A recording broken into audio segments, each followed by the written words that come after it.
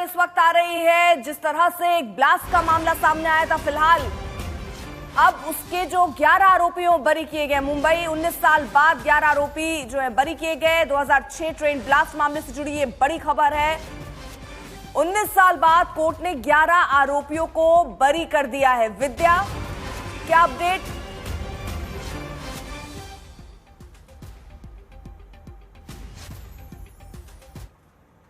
वो दो धमाके थे जिसमें 189 लोगों की मौत हुई थी और तकरीबन 800 से ज्यादा लोग गंभीर तरीके से घायल हुए थे। उसके पीछे था कौन? जो तकरीबन 12 लोगों को जो उम्र कैद की सजा और कैपिटल पनिशमेंट जो दिया गया था उसको आज निरस्त कर दिया, खारिज कर दिया है बॉम्बे हाई कोर्ट ने। बॉम्बे हाई कोर्ट ने कहा कि जिस तरीके के एविडेंसेस थे, जिस तरीके से कॉन्फेशंस लिए गए थे, जो टॉर्चर किया गया था, वो डिफेंस प्रूव कर चुका है और इसी की बेसिस पर, क्योंकि एविडेंसेस ठीक नहीं है, विटनेसेस रिलायबल नहीं है और इसके आधार पर हम ये कन्विक्शन नहीं किया जा सकता और इसकी वजह से जो ट्रायल कोर्ट का जजमेंट था उसको स्टे कर दिया, क्वॉश कर दिया। अब हो सकता है कि प्रोसिक्यूशन सुप्रीम कोर्ट का रुख करे, लेकिन फिलहाल आज की तारीख में अगर जितने 19 सालों से जो लोग अंदर थे उन्हें निकाल दिया जाएगा जेलों से। कहा गया कोर्ट की तरफ से जो सबूत है वो विश्वसनीय नहीं है। ऐसे कौन से सबूत सामने रखे गए थे जिन पर कोर्ट ने भरोसा नहीं किया है? जी देखिए, काफी सारे एविडेंसेस थे। कई तो एविडेंसेस इस तरीके के थे कि जहां पर कि प्लांट करते समय लोगों ने विटनेस दिया था कि हमने देखा उस शख्स को जिसने प्लांट किया है, लेकिन अदालत ने माना ये कि जो 100 दिनों तक जो विटनेस था, अगर वो दिखा ही नहीं, वो सामने ही नहीं आया और सडनली 4 साल बाद अदालत में वो आइडेंटिफाई कर रहा है एक्यूज को, वजह क्या थी कि कोई वो इंसान को पहचान लेगा ब्लास्ट का सामान रखते हुए, वो भी 4 साल बाद, जब वो कह रहा है 100 दिन तक वो सामने ही नहीं आया। अगर वो सामने आता तो उसी समय कहता कि मैंने देखा जिसने ये प्रेशर कुकर रखा, ये बॉम्ब रखा और मैं उसको पहचानता हूँ, वो सामने 100 दिनों तक क्यों नहीं आया? तो इस तरह के काफी सारे एविडेंसेस है। खासतौर से अगर आप कह लीजिए कि जो रिकवरीज थी, जो बॉम्ब्स कहा गया एटीएस के, जो मुंबई पुलिस की तरफ से कि आरोपियों के घर से आरडीएक्स मिला, एविडेंस मिला, लेकिन वो एविडेंस पूरी तरीके से सील करके किस तरह से एफएसएल के पास भेजना चाहिए, ये जो पूरा चेन होता है वो प्रूव ही नहीं कर पाए। बात सिर्फ इतनी ही नहीं थी, जहां तक कह लीजिए आइडेंटिफिकेशन परेड जो प्रिजन में होता है वो भी उसके जो विटनेसेस थे वो भी सही नहीं थे और तमाम चीजों को होल्ड करते हुए अदालत ने कहा कि सारे के सारे विटनेसेस रिलायबल नहीं है, उन पर भरोसा नहीं किया जा सकता और इसी वजह से ये सारे के सारे जो आरोपी पिछले 19 सालों से जेल में थे अब निकल सकते हैं।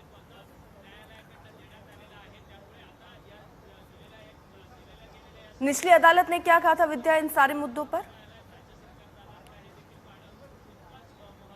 जी देखिए, निचली अदालत ने इन सारे एविडेंसेस को माना था। आप अगर देखें तो 13 आरोपियों को पकड़ा गया था, 13 आरोपियों में से एक को छोड़ दिया गया था, लेकिन बाकी जो 12 थे उनको जो कह लीजिए कन्विक्शन करते हुए कुछ लोगों को तो कैपिटल पनिशमेंट दिया गया था, कुछ लोगों को लाइफ सेंटेंस दिया गया था। लेकिन जो कंफर्मेशन के लिए जब वो यहाँ पे आया तो अदालत ने सीधे कहा कि जिस तरीके के एविडेंसेस हैं हम इसको देखते हुए कंफर्मेशन तो कतई नहीं कर सकते, जो कन्विक्शन है उसको भी हम निरस्त करते हैं और इसी की वजह से अदालत ने जो निचली अदालत ने जिन एविडेंसेस को बहुत वैल्यू दिया था, बॉम्बे हाई कोर्ट ने माना कि उसमें कोई आप उनको वैल्यू नहीं दे सकते थे क्योंकि वो ठीक तरीके से दिए ही नहीं थे। प्रोसिक्यूशन बहुत बुरी तरीके से फेल हो चुका था अपने केस को आगे रखने के। तो फिलहाल ये 19 साल के बाद ये 11 आरोपी हैं जो बरे हुए हैं। विद्या, जरा स्पष्ट कीजिएगा, ये 11 आरोपी हैं या 12 आरोपी हैं?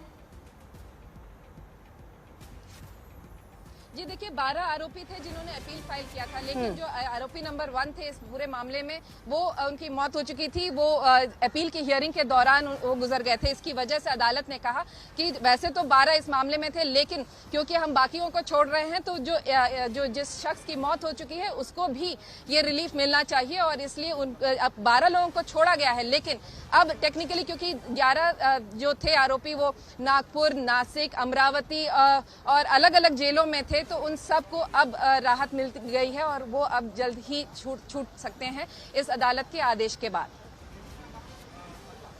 तो 2006 ट्रेन ब्लास्ट का ये मामला जिससे जुड़ी हुई ये बड़ी खबर है। 11 आरोपियों को कोर्ट ने बरी किया है और कोर्ट ने ये कहा है कि जो सबूत दिए गए वो विश्वसनीय नहीं है। जरा विद्या, इन सबूतों के बारे में और डिटेल से बताइए, क्योंकि आपने कहा कि वो लोग जिन्होंने पहचान की वो 100 दिन के बाद कैसे बता रहे हैं कि इस शख्स को हमने देखा बम प्लांट करते हुए। ऐसे और भी एविडेंस आपने कहा कि बहुत सारे कोर्ट के सामने रखे गए हैं, क्या वो कोई भी खड़े नहीं उतर पाए? क्योंकि लोअर कोर्ट तो इसको मान लेता है, इन सबूतों को मान लेता है, लेकिन हायर कोर्ट इसको डिनाई कर देता है, और 19 साल के बाद ये फैसला।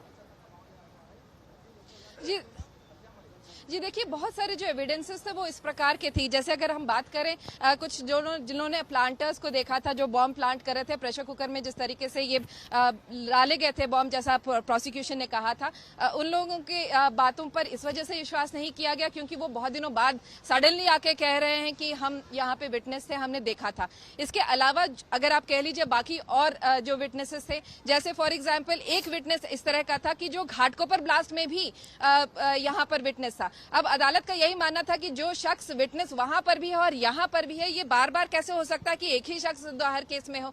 इसके अलावा अगर आप देखें कुछ विटनेसेस इस तरीके के थे जो कि काफी बार क्राइम ब्रांच के केसेस में अपियर हो चुके हैं। मुंबई क्राइम ब्रांच जब भी कई सारे क्रूशियल केसेस लेती है, उसमें ऐसा दिखाया गया डिफेंस के द्वारा कि ये सारे विटनेसेस इन केसेस में अपियर हुए थे और ये प्रोसिक्यूशन के हमेशा के रेगुलर विटनेस है, तो इसलिए प्रोसिक्यूशन जो बोलेगी वो ये मानते हैं और ये कहते हैं, और इसी वजह से ये इस तरह के रिलाय नहीं किया जा सकता।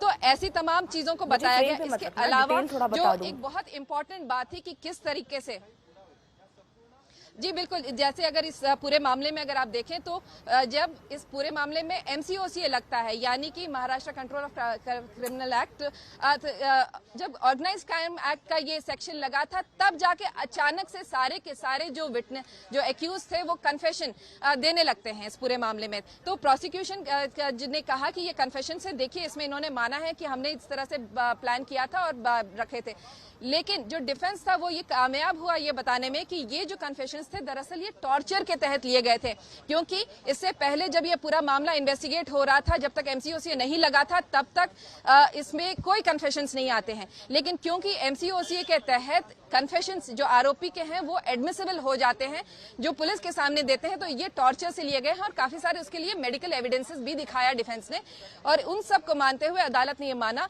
कि जो डिफेंस कह रहा है वो सही है कि ये सारे के सारे कन्फेशंस टॉर्चर के तहत लिए गए थे।